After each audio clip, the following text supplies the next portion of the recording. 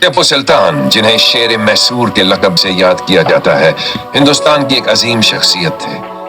ان کا اصل نام سلطان فتح علی خان ٹیپو تھا۔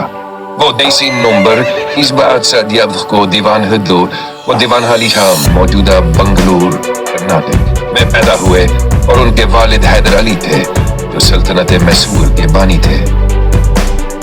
ٹیپو سلطان ایک بہادر سپہ سالار، مدبر حکمران اور قوم پرست رہنما تھے جنہوں نے برطانوی سامراج کے خلاف سخت مزاحمت کی۔ انہوں نے اپنی حکومت کے دوران کئی اصلاحات کیں جن میں زرعی، فوجی اور انتظامی اصلاحات شامل ہیں۔ ان کا بنایا ہوا راکٹ سسٹم مائسورین راکٹس اپنی نوعیت کا پہلا جدید راکٹ تھا جس نے جنگوں میں انگریزوں کو حیران کر دیا۔ ٹیپو سلطان کے مشہور اقوال میں سے ایک ہے: شیر کی ایک دن کی زندگی گیدڑ کی 100 سالہ زندگی سے بہتر ہے۔ 1799 میں چوتھی اینگلو میسور جنگ کے دوران سرنگاپٹم کے قلعے میں ٹیپو سلطان نے شہادت پائی۔